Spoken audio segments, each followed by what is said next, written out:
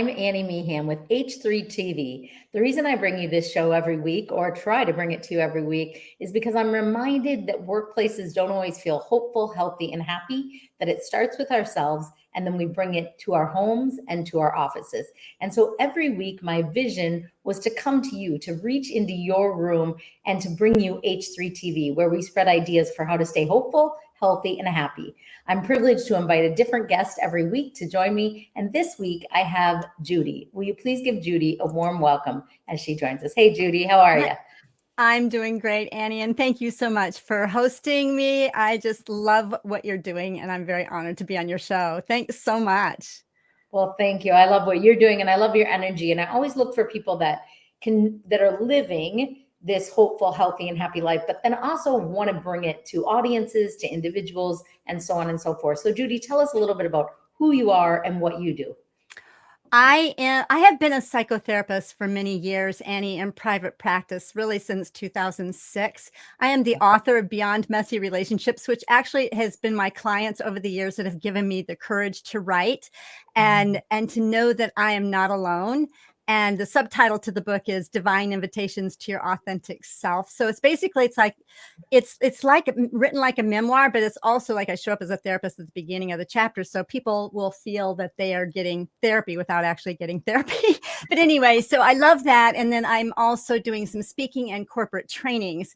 And I'm just, I think with all of us, we're like growing, we are evolving. And I love helping entrepreneurial couples and corporations, organizations, how to change complaints into cooperation. And I have, anyway, I could go on, but I just want to give you like a short version of what I'm doing and who I am. Of course, there's a whole lot more to the story. Of course. So I wanted to know, Judy, so when you're being hired by those corporate trainers, is that what it is, moving from challenges to conversations? What did you say? What were your two C's?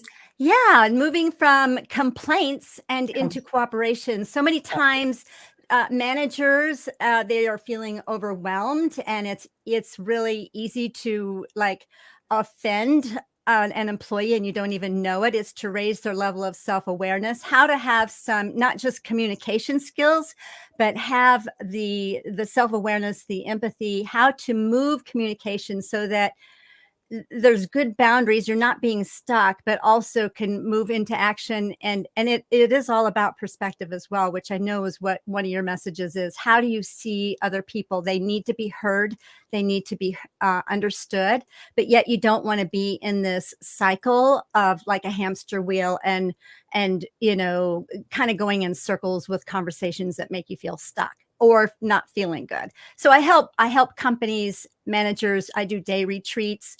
I do corporate trainings, and kind of like what I've done with couples for so many years. I've specialized in couples therapy. It is providing the same kind of structure, mindset, skills on a corporate level. And I just absolutely love it. Because at the end of the day, people are people and we all need tools. That's what I always say. Like, people want to know, what exactly you're going to speak to. I'm like, I'm going to speak to the human condition and help people think about how they think, their perspective. So that's what I was going to ask you. Is your book about intimate relationships, but you're really recognizing that initially it might have been about marital couples, and now it's about organizations and management and communication and all that, because it overlaps, right? Because as human beings, all of these things connect. So I love it. Thank you. Yeah, sounds like absolutely. a great book. I'm going to have to get a copy of that. All right. So what I want to know, I always start with you because I always feel like it starts personally. What are some of your keys? What are 3 to 5 things you do to stay hopeful, to stay healthy, and to stay happy? What do you do personally? And then how do you spread that? So that is a great question. I think if you've lived any decades in your life, you are going to have gone through some major challenges. Life throws some stuff at you. I have recently, I've been a mental health therapist, psychotherapist for many years. And then also my second husband had very severe, which I didn't know it was as severe as it was, but a mental illness. And so basically lost him in 2020 to his mental illness. So I've had this up close and personal, not just in my professional life, but also at home. So I definitely, it is so very important, Annie, for me. And I think for all of us, when you learn about neuroscience and you realize how powerful the mind is, that you likely wouldn't think another negative thought ever. Yeah. So what I do to take care of myself and Yeah. my mental health, my happiness, my life is I I I do a lot of meditation. I do a Okay. lot of affirmations and really getting grounded within myself and realizing that there is a bigger purpose beyond the trauma and the things that each of us have gone through, but especially what I've gone through. So really, really doing a lot of meditation. That's one thing. I do limit my intake of news. I realize that anything you put into your brain, I mean, whatever it is, you can, if you've had the TV on all the time, that's not a good mental diet. So having a good mental diet is so very Mm. crucial. And then I walk with my neighbors. We have hills in our neighborhood, so try to get that physical exercise. I love to dance. I love to sing and dance and all of that stuff. So it's just making sure that I have fun. One thing that I have done more than I have ever in my life is I've done some international travel, and that has really lit me up as far as just coming back and just feeling like a brand new woman. So being intentional about novel experiences, being outdoors, making sure you have a good mental health diet and exercise, sleep. Probably giving you a whole lot more items than you asked for, but I'm telling you, once you learn about sleep, I am so religious about getting at least 7.5, 8 hours of sleep every night. It is so very crucial. Well, we can never have too many tips.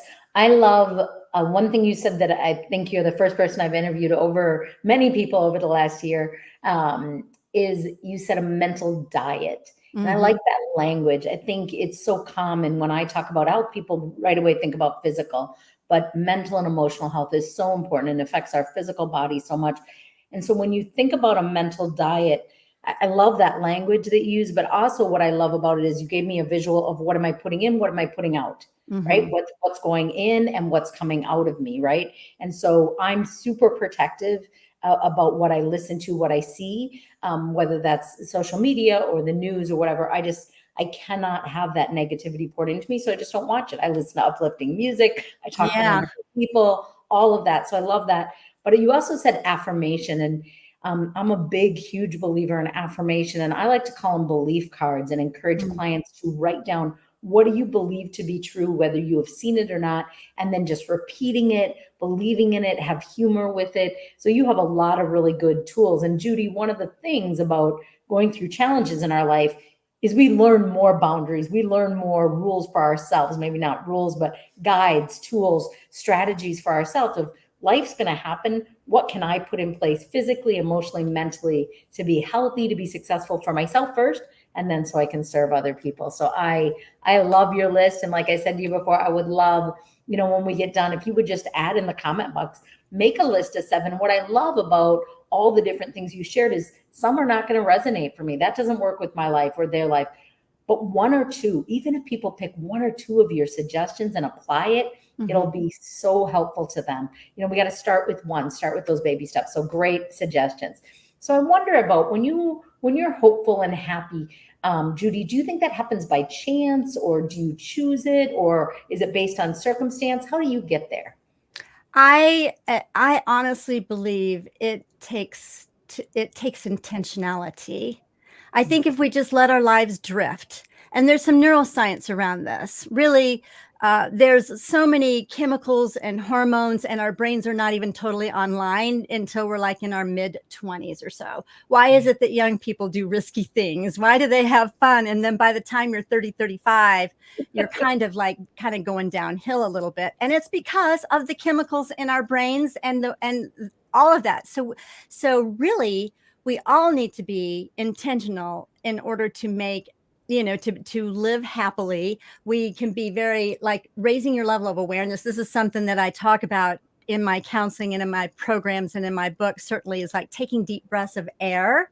And when you take a deep breath of air and you fill up your lungs with air, and you do that about 3 times. You breathe deeply. It slows down the nervous system. It helps you to stay in the present moment. And then the acronym that I use with AIR, AIR, is awareness. So it's raising that level of awareness all throughout our lives. And the I is intentionality. And then the R is taking risks of growth, like doing something new you've not done before. And all of that is brain health. And all of that is contributing to your happiness. And see, we as human beings, Annie, we're designed to grow and to grow up.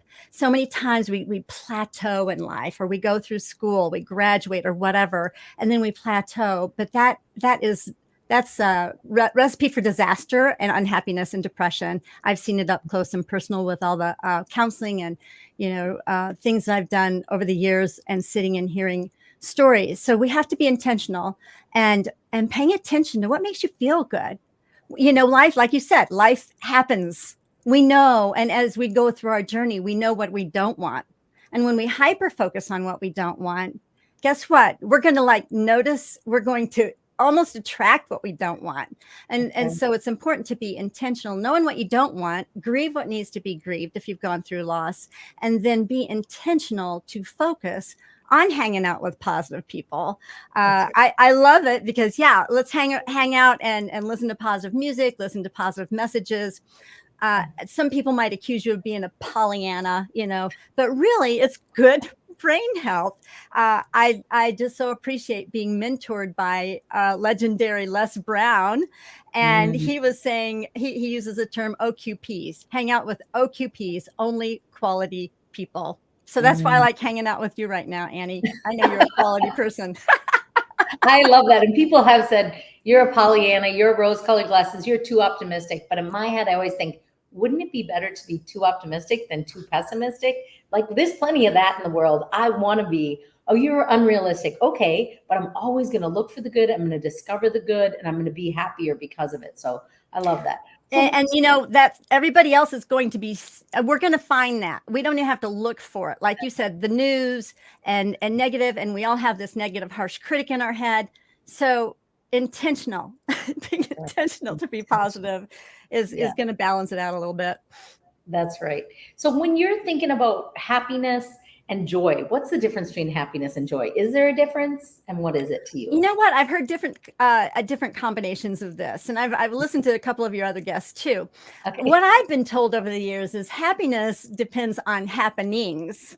Okay, so circumstances. Yeah, we can be happy, but then joy comes maybe in a deeper place in one's soul. So like you can, maybe your world is falling apart. Maybe you have lost a loved one, maybe you have gone through divorce, maybe you have experienced estrangement from adult kids or whatever, but there can be an inner joy and an inner peace about that. And the invitation, in my opinion, is to look for the bigger picture, look for that peace and that happiness. And relationships are always changing, and you never know. So having and living that joy comes from knowing that, and so I'm a Christian, so I believe that God has your back. Yeah. So whether you want to say the universe has your back, I believe that we are deeply loved as human beings. And if we can really get grounded in our value and our worthiness and our dignity, that's where the joy comes in. If we can look at this world and whatever thing we've gone through, we can have that peace that passes all understanding, then that, in my opinion, is what true joy is. And the difference perhaps between happiness with happenings versus true joy within. Yeah, I agree with you 100%, Judy. I love listening to different people's answers, but joy for me definitely comes within. It's not about circumstances or what's going on in the world. It's just like, I am a joy-filled person, but happiness comes and goes based on sunshine and rain and mood swings and PMI, I don't know, whatever. Anyway, so how about hopefulness and optimism? Do you think those are the same? Are those different to you? How do you feel about, are you a hopeful person, optimistic? Are you both? And what is that? You know what? That you asked such profound questions, Annie. I love your questions. The difference between hopefulness and optimism, and it probably depends on who it is you're speaking with, and what, when you have a conversation with somebody, where they're coming from. It's always good to define those terms, by the way. Yeah. So optimism and hopefulness, maybe I think they might go hand in hand. I think when you lose hope as a human being, that is a lot to lose. I think you lose your purpose, you lose why you're here on earth, and that's huge. That's huge. Hopefulness is the true hopefulness, I believe, is something that is like, as to be walking on the face of this earth as a living human being, we have to have some kind of hopefulness in place, whether we think there is or not, there is. So secondly, the optimism would be, I think it is a perspective. I think so maybe here's what it's coming to me, kind of like this hopefulness might be, in my opinion, maybe a state of being, where optimism perhaps is more of a perspective. Like something can happen, something can go awry, you lose your job. Maybe you could have an optimistic perspective about, well, I lost my job. There must be something better for me. And maybe that's why I lost my job, or whatever, So that's kind of maybe how I am seeing. One may be a state of being, and the other one being the way that you look at perhaps a negative situation. Yeah.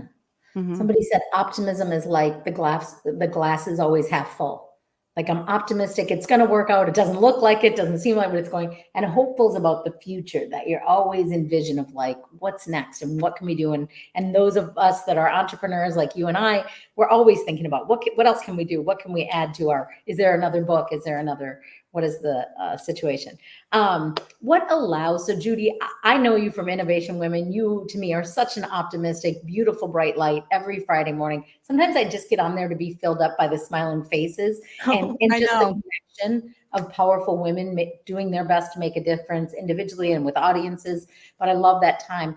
But I also know, as human beings, we have hard days, right? And I know sometimes our listeners are out there feeling like, hey, it's easy for you. It's easy for you.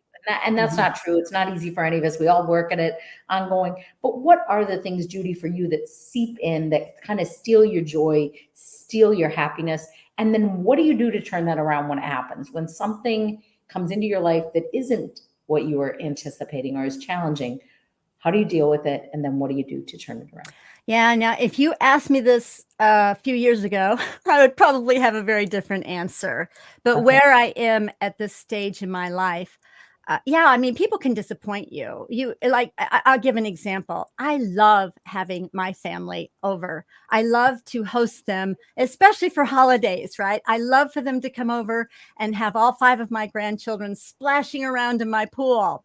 Well, if one of my adult kids says, well, Mom, we have other plans, or we're going to do this instead. In my mind, I'm thinking, well, why are you going to do this? This is going to be so much fun, right? This is going to be so much better. So my tendency is, as their mom or whatever, I can tend to probably push or pressure and not really realize I'm doing that. So I think that would be my disappointments. How do I handle that?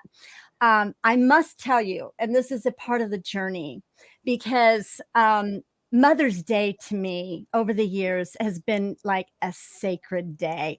I mean, ever since I had my babies, and now they're grown adults and I have 5 grandkids, but there have been some major, major disappointments on Mother's Day to me.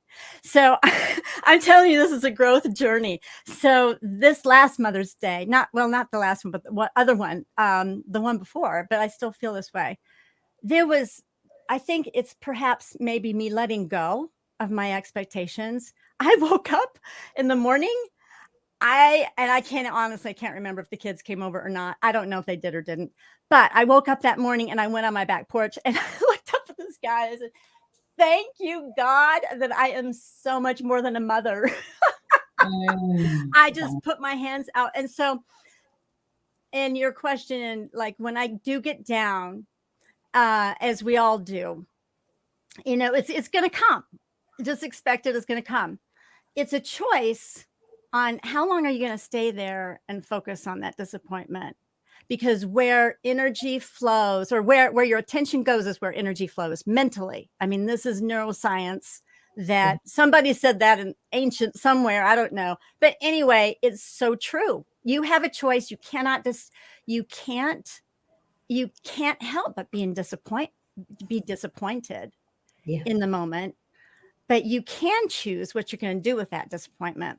And so here's what I tell my clients. Here's what I really believe in my heart of hearts. Our emotions are designed to be temporary messengers to our souls. None of us are to keep depression, anxiety, disappointment, whatever, frustration, and even, feelings of happiness. They're not meant to be stagnant. They're meant to move. That's why I love to dance. I've got to tell you one thing. I got to tell you one thing, Annie, because I was raised very conservative Christian, and people said, you don't play cards, you don't drink, you don't smoke, and you definitely don't ever engage in premarital dancing. Well, I've learned that life is a dance, and I dance, and movement and emotions, they are meant to flow in and out. So that's what I do. I just do things that I don't stay long enough. Doesn't mean that I don't grieve. Doesn't mean that I'm not disappointed. Doesn't mean that I'm not ever frustrated. Of course, we all feel that, but it's a choice of whether I'm going to focus on that or not. Love that, Judy. And I love to dance too. I'm a big dancer, mostly by myself around my condo with the music blasting. And my husband comes in and says, "What are you doing?" And I say, "I'm having a good time." But I love what you taught there. There was a big lesson in that. So I hope the listeners heard that. So really what you were saying is when something felt out of control, which Mother's Day is a great example, and the kids are saying something's more important, and you're saying what could be more important, you're managing it, you're controlling it. When I don't like it, I try to micromanage it, I try to control it. So that was a great visual. And then you had a new visual of I sat with my arms open, recognizing I'm so much more than a mother, and I'm grateful for being so much more than a mother. So I think that was a beautiful transition, because when something comes your way that's challenging, we can try to control it and control people and micromanage the one thing we can't change, which is other people. Or we can go, okay. And I meet so many mothers that they're like, I'm good as long as nothing happens to my kids. I'm good. And I'm like, do you know, especially women of faith, God loves our kids more than we love our kids, more than we can even imagine loving our kids. And we're not in control of them. And especially as they get older, I laugh about terrible twos, because I'm like, okay, twos are nothing. You pick them up, you put them in a chair. They're fine. When they're 20 and 30, and you can't just sit in the box for a while. You're bothering me. You're disappointing me, whatever. But I loved that visual, because I think it's like when we open ourselves up, and whether it's as a parent or as an entrepreneur, and say, okay, this didn't work out. What else do you have for me? Where else can I serve? Where else can I show up? Where else can I love? That you actually like serve better. And then you're able to love them freely, and they can call you and say, "Hey mom, I'm not going to make it." And they can not be afraid that you're going to be disappointed or try and talk them into it or mad. And it doesn't mean, like you said, I might be a little sad, because I have a son right now that's debating coming for Christmas, and a daughter that's saying, "Mom, don't worry. I'm always coming for Christmas." And I'm like, what, who knows what the future holds, right? That's a reality. And loving them and letting them not be afraid to say, "I'm not showing up for this." And whether that's our significant other or our children or a friendship, and not disappointing each other. Very great example. I love the visual, because I could see you, no, you got to come. And what could be more important? And then moving to, wait a minute, what if? Yeah. What if I'm more than a mom? And I just love them. And if they show up, great. And if they don't show up, great. But it's not going to dictate my happiness. And that's also a boundary and a wisdom thing, is like learning, what if I don't let the things that don't work out my way steal my joy, steal my happiness? So great examples. Okay, so I'm curious, Judy, this is a two-part question. So first I want to know, when you're looking toward the future, what are you hopeful about personally in your own life? And what are you hopeful about professionally for yourself or your clients? That's a great question. I think really this last year and a half, Annie, even though I've been specializing as a mental health practitioner and a psychotherapist, I realized there are so many limited beliefs that I've been living with. And I think that a lot of therapists, we all have this, not just therapists, but we do, like we think within like a certain box. And so the last year and a half, I've really been intentional to bust through some of my own limited beliefs. I mean, hanging out with entrepreneurs, like, you think a whole lot bigger, right? And Yes. so going back to your question, what am I hopeful for or envisioning for my future and personally, actually it kind of goes hand in hand. I want to expand my influence and make enough money so that by the time each one of my 5 grandchildren have graduated from high school, and of course, before all this, I'm going to have all these international traveling experiences. I want to take each one of them on an international trip of their choice. So my 13-year-old right now, at this point, she wants to go to Greece. So that is my vision. Therefore, so the oldest is 13, the youngest is 3. I recently got back from Cabo, Mexico. I was on the screen time with my little 3-year-old granddaughter, and I was telling her, we're trying in her 3-year-old world, telling her where Cabo, Mexico was. And she said, Mimi, can I go with you? And I said, yes, of course you can. And she said, are there toys there? And I said, well, there's lots of hugs and kisses. And she goes and tells her mom, Mommy, guess what? There's a lot of hugs and kisses in Mexico. So I'm planting these seeds, and that means I need to keep my body in great shape so that I can travel on these international trips with my grandkids one at a time. So that's what my vision is, and that's what the future holds. And yes, I want to write more books. I want to get in front of audiences and take these very transformational messages that I have heard and experienced within the privacy of the 4 walls of my counseling office for so many years and reach more people. Because what we're doing here is we are changing mindsets, we are changing family trees, and we are giving a gift of love to future generations. So that's what I hope for. And we are doing generational transformation, and I love being part of that too. Like, we can rewrite the story moving forward. It doesn't matter where you were to here. What can we change going forward? I love it, Judy. And I forgot to say to our audience, if you have questions or comments, feel free to put them in the chat box. We will respond. You can do it now while we're live, or later if you come up with the question or quote or comment, and Judy and I will both be happy to respond to any questions or comments you have. Judy, I love that vision. I'm such a believer in parents and grandparents giving experiences to their kids, painting vision about future. What can we do? Nobody needs more stuff. So what if you create experiences and memories together? And when my oldest graduated from high school, I said, you can either have a trip to an African safari or a trip of your choice, but that's what he had said, or a graduation party. And he chose the graduation party. And now he's like, you know what? I wish I would have traveled. And my daughter and I have had some incredible, all of our family have had great trips, but her and I one-on-one have had some incredible trips. And what a beautiful thing to just make those memories and to already plant seeds, whether they're 3 or 13, to say, I'm going to take care of myself so I can keep creating memories with my family. So great. What area of your health is most important to you? I think of health in 7 areas. I think of physical, emotional, mental, financial, career, relationship, and spiritual health. So when you think of different areas of health, what is most important to you personally? That's a great question, because it's so integrated, isn't it, Annie? I mean, I am very holistic in the way that I work with my clients and the way that I live my life. But at this stage in my life, like I said, the last year and a half, and I've really been, when you're up close and personal with such mental difficulties in your relationships, it has been very, very crucial for me to focus on my own mental health and busting through those limited beliefs. So I guess if I have to pick one, it would be the mental health, of course, and mental, which it's all integrated though. It's like 100%. Well, just like you said earlier, the meditation, the affirmation, the movement. I say movement's my medicine. So it's that, like, what can we do to take care of our bodies, which takes care of our emotions, allows stress out, but also takes care of our mind. And also it's kind of, which is such a opposite of the limiting belief, is the expanded belief of, I can be whole. I can be, people always say, how did you get there? What? And I'm like, listen, I'm not there.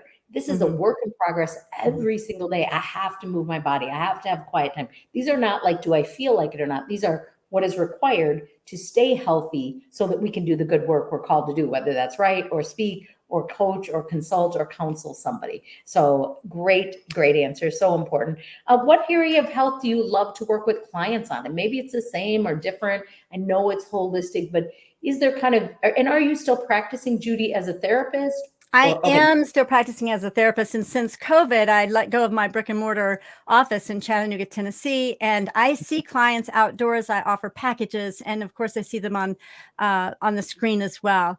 So, but the area, of course, would be the mental health. And when I think mental health, like a lot of people say, oh, they have to only come to a therapist if they're like experiencing depression, anxiety, or whatever. But when, I mean, as you're talking, I'm thinking, yes, it's the mental health that really is like the first domino in your life. Like if you've got that and you're growing in that area, it's like all these other dominoes are knocked down. In other words, it makes everything else in your life easier as far as nutrition, because if you're thinking right, you're going to be choosing good food to eat. Or if you're thinking right, you're going to get sleep. If you're thinking right, you're going to be, taking care of your body and emotions. So all of it, I think, does boil down to how you are thinking. The like I said, the human mind, and it's not just the brain, the organ of the brain, but the human mind is honestly, it is the most powerful asset that we have in the universe to do something with. So yeah, that's what I would say. So powerful, the brain, right? So powerful. And now for me, owning gyms for 12 years, it was like people would come in because they wanted to lose weight, but if they didn't like themselves, or if they were depressed, or if they, were in an unhealthy relationship, or their finances were out of order, it's like, it is all, I know, and I understand, it's one body, right? It's one body. If one part is off, but just starting with that self-care. I also love that you offer in nature. What a great healing way, fresh air. I live at the ocean. My vision someday is to do women's retreats here, where we walk on the beach and we stretch on the beach and we move together and we just gather personally and professionally to be our best selves. Because I always think about, this was part of my affirmation, is to look at the ocean from my desk, and now I get to do it. And so I love what you're doing. That's great. Yeah. What do you think is confusing about health? Sometimes people are just like, I don't even know where to start, Judy, because I'm so screwed up, I give up. What is confusing? What's a myth? What's a great first step? If somebody is listening right now and they're not loving their job, they're not loving their life, they're not loving themselves, they're just kind of beaten down, lack of energy, not feeling hopeful, healthy, or happy. What's something confusing, and what's one first step? You know what? I think the mental health field, okay, I apologize ahead of time if I'm but I think our mental health field, and we make things way too complicated. It is so much more simpler than you could imagine. And so if we could boil it down to, it doesn't have to be this hard. All you have to do is take some deep breaths. All we have to do is just like start believing things, that like affirming things about yourself, like like, I don't know, just to kind of, I think we get confused, and that is what's confusing about our health. I mean, there's all kinds of things, like the more we research things, we're living in this age where we can research anything, we can ask Google anything. And when you ask yourself a question, or you even ask questions that are not even healthy for you, like if you wake up every morning and you say, well, what's wrong with me? What's this or what's that? Your brain is like a search engine. It's kind of like putting in Google, what's wrong with me? Guess what? You're going to get all kinds of answers back about what's wrong with you. So it is so important, first of all, just realize it's a whole lot more simpler than what you could imagine. And if you don't feel good, it likely is something that you're believing that is simply not true. So yeah, we can simplify it. Simplify. Well, these are great words of wisdom for me. Two things. One, I like to say, I want to reiterate what Judy just said. If you are listening and you're overwhelmed by all the things you probably could or feel like pressure to work on, just start with 3 deep breaths. Like, we can all do that. It doesn't take time. It doesn't take money, just moments, just 3 deep breaths, just being present, listening to your breath, feeling your breath. Great tip, simple tip. Let's make it simple. And second of all, I want to say, Judy, I'm getting ready to leave Friday to the National Conference for Professional Speakers. And even though I love these people, I love NSA, it can be easily a place of comparison. A lot of people are on a different diets. A lot of people are adjusting their looks with different motions and potions and injections. And I am more of a natural sort of girl. I do sometimes wear makeup, but not that often.